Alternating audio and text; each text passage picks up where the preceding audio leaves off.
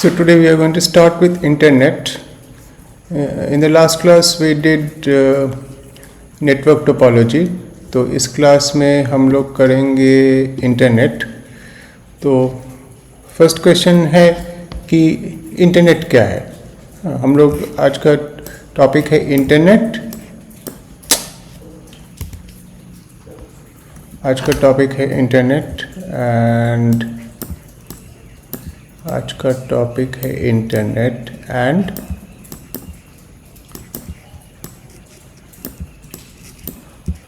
World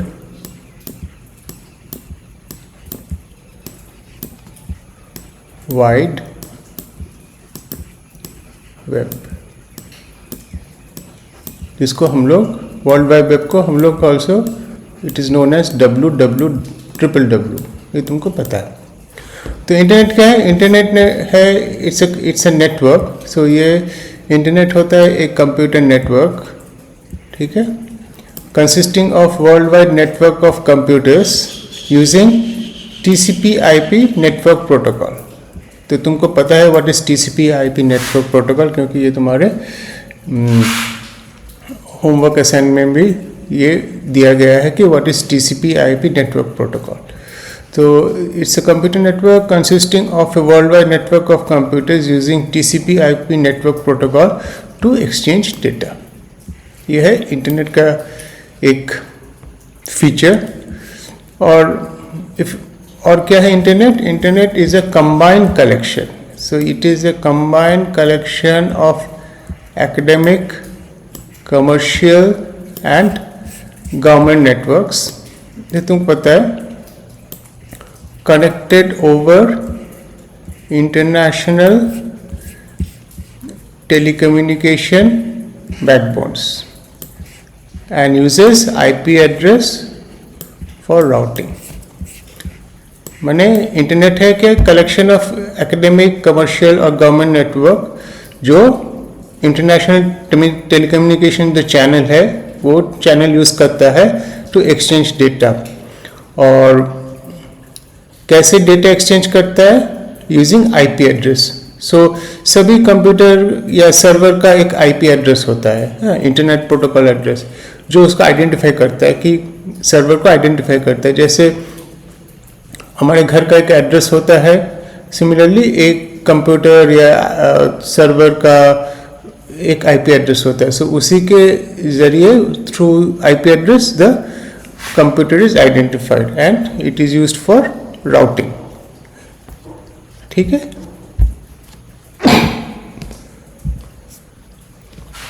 तो internet का application क्या है?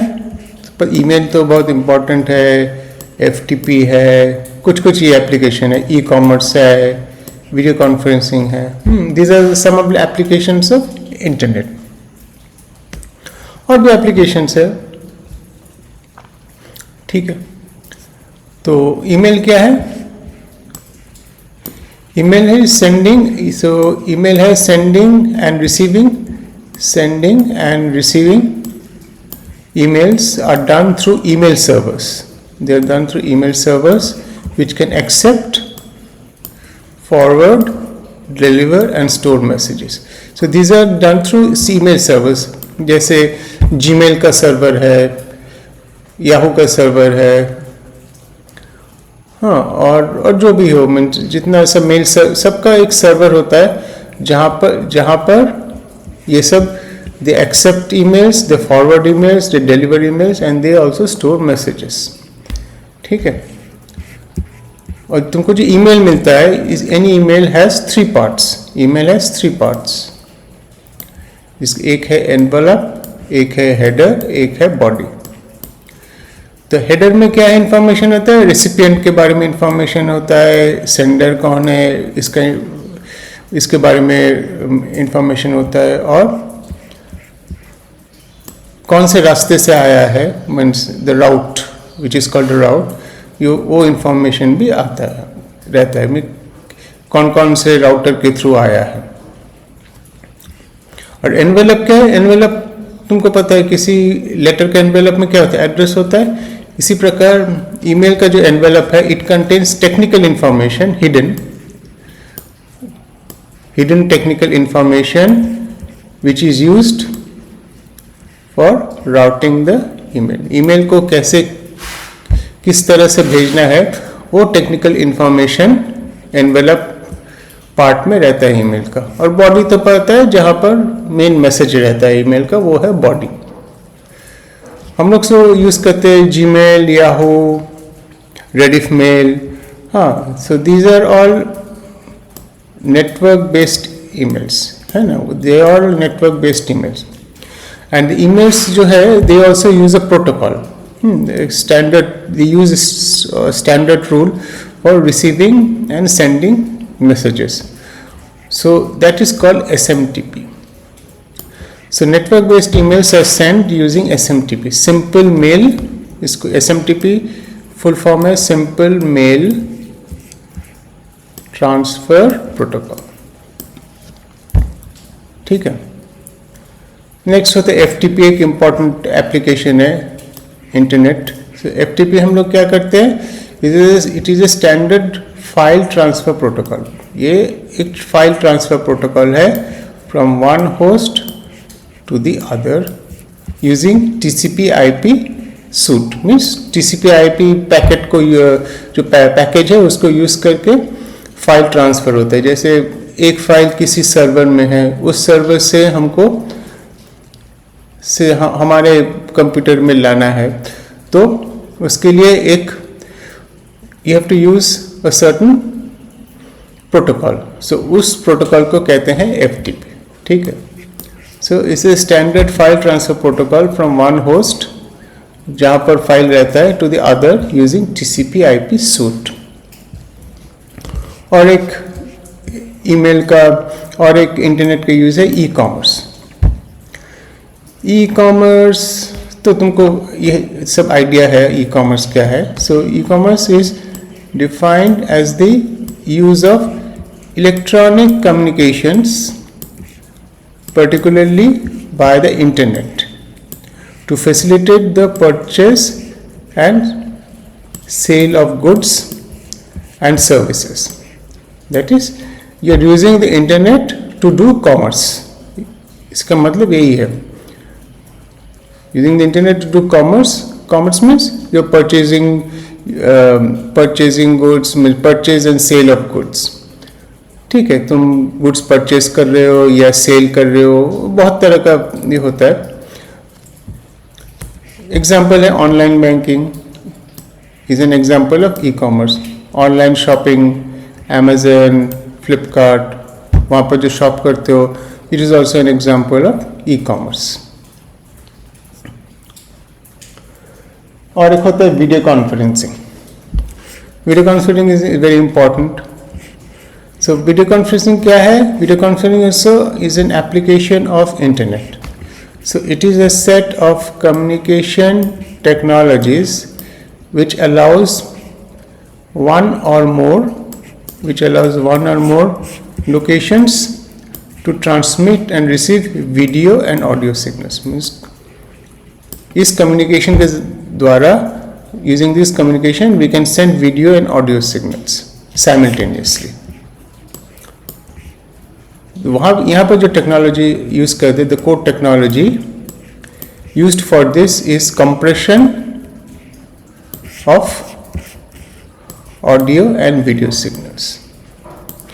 जो वीडियो और ऑडियो सिग्नल है वो इस टेक्नोलॉजी जो हम लोग यूज़ करते हैं फॉर वीडियो कॉन्फ्रेंसिंग, उस टेक्नोलॉजी में इसको ऑडियो वीडियो सिग्नल को कंप्रेस किया जाता है. कंप्रेशन मीन्स, कंप्रेशन क्या है? Compression of data. Compression of data means compression of data. Compression of data. इसका मतलब है compression of data means you have to, इसका मतलब क्या है? Decrease the file size.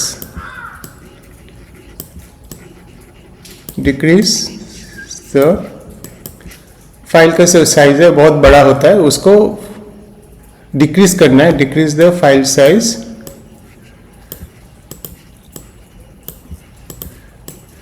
so that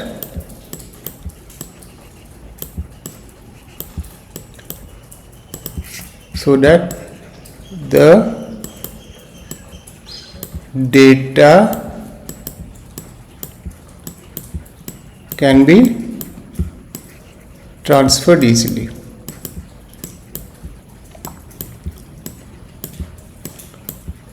Data can be transferred easily.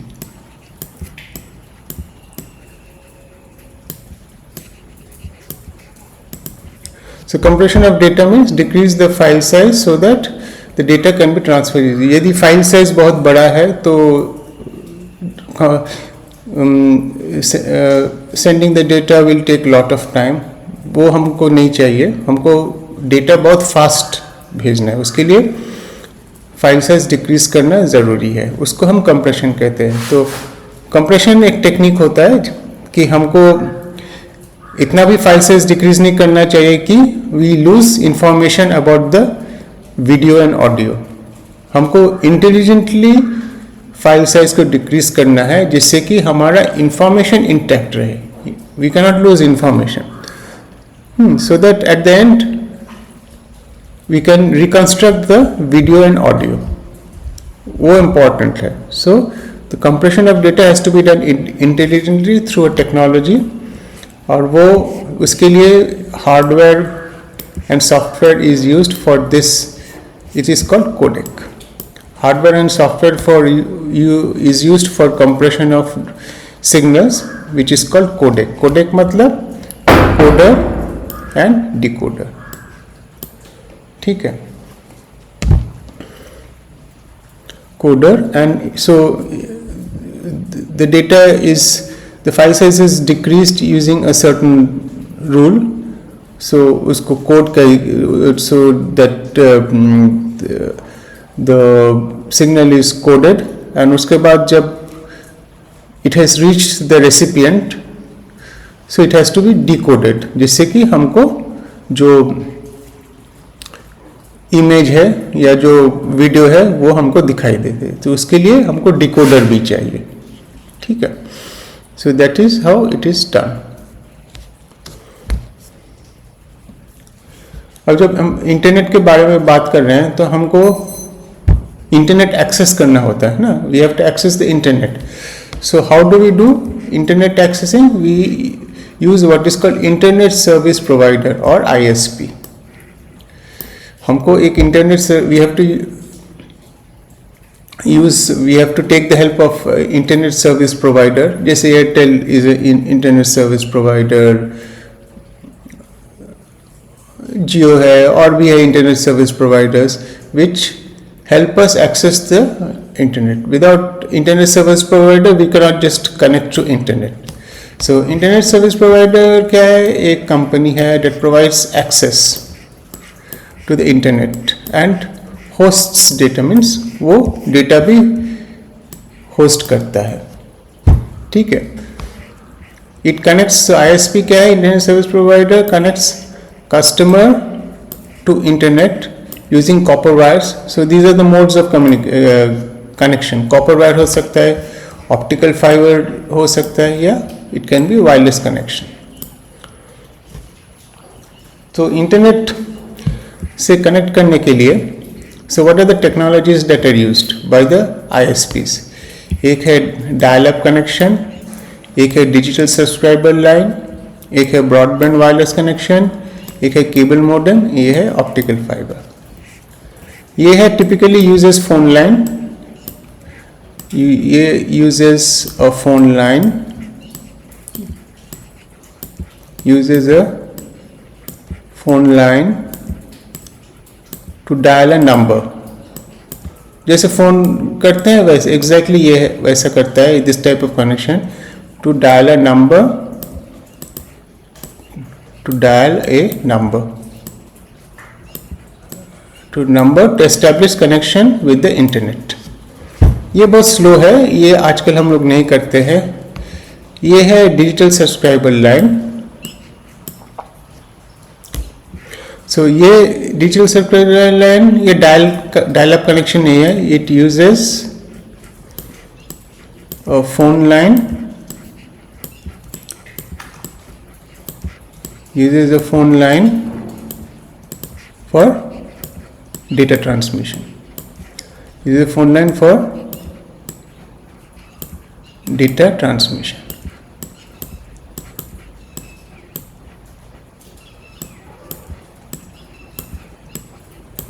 For data transmission, it uses a phone line for data transmission. ये जो phone line है, phone line के through data transmission भी होता है और फोन का काम भी होता है. Means it sends audio signals as well as it sends data using the phone line. ठीक है, इसको कहते हैं डिजिटल सब्सक्राइबर लाइन. ये जैसे एयरटेल में ऐसा ये होता है डिजिटल सब्सक्राइबर लाइन. और एक होता है ब्रॉडबैंड वायर. ये है broadband connection. Digital subscriber line uses a phone line for data transmission. ये it's a kind of broadband connection. माने ये फास्ट है. It's a broadband connection. Broad band connection. ये है ब्रॉडबैंड कनेक्शन, DSL.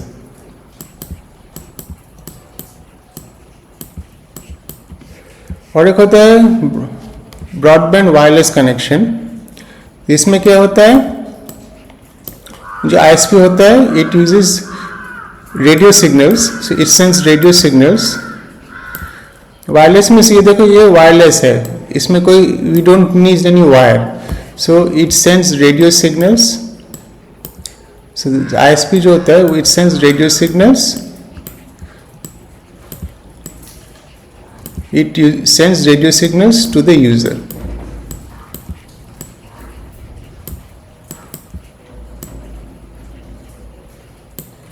ठीक है, ये it sends radio signals to the user and जो user end पर कोई एक ये होता है कोई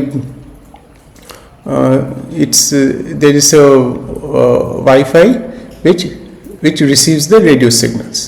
ठीक है, so जैसे 4G, 5G is a kind of wireless connection.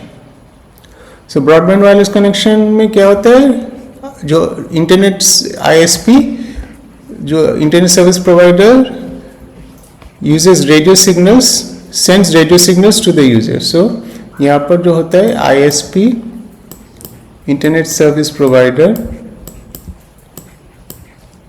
sends internet service provider sends radio signals to the user. ठीक है, so that's why it's called wireless connection. इसमें कोई we don't need any wire and that radio signal is received by the user. एक है cable modem. तो cable modem क्या है, ये एक हार्डवेयर है. केबल मॉडेम एक हार्डवेयर है. ये भी इंटरनेट कनेक्शन के लिए यूज किया जाता है. It's a hardware which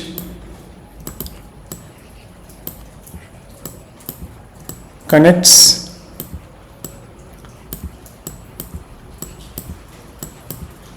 so it's a hardware which connects to the ISP, to the internet service provider, which connects to the ISP using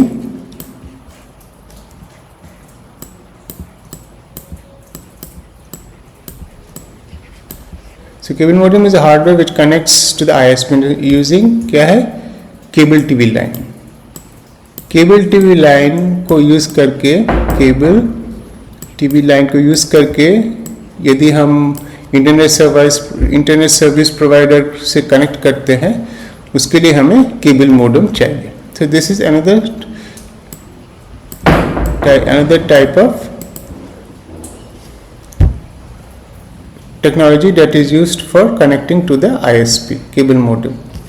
और ये है लास्ट वन है optical fibre. Optical fibre is like a very fast way of communicating. Optical fiber communication can also be used to connect to the internet service provider. ठीक है. और एक important जो internet में एक टर्म है उसको हम कहते हैं DNS. DNS का फुल फॉर्म है डोमेन नेम सिस्टम. सो इसका क्या मतलब क्या है? So the main purpose of the system is to translate names meaningful to humans to numeric strings, which help the network devices to locate the domain or resources. So, इसका मतलब है जब तुम लिखते हो से www.yahoo.com तो याहू को तुमको पता है तुम याहू लिख रहे हो. So this is meaningful to humans. ठीक है, ये मीनिंगफुल टू ह्यूमंस है, meaningful to humans. But actually तुमको याहू से कनेक्ट करना है, तो actually for that a number is needed. Yahoo का सर्वर है, उसका एक एड्रेस होता है. तो यदि हम yahoo.com लिखते हैं उस समय ये जो DNS होता है, it converts that yahoo.com to numeric. It converts it to numeric stream. It converts it to a number, and using that number, network devices like routers locate the domain or the resource. Check कि तुम किस server को access करना चाहते हो, उसके लिए तुमको you have to take the help of DNS. तुमने गूगल लिख दिया या याहू लिख दिया, और you right something else in words, but for the network devices to understand, ये जो network devices, they need a number. So to convert that name to some number, you need DNS, domain name system, and domain name system helps in identifying the domain or the resources that you are trying to access. So ये है DNS. अब हम लोग देखेंगे what is World Wide Web. तो तुमको पता है, so what is a World Wide Web?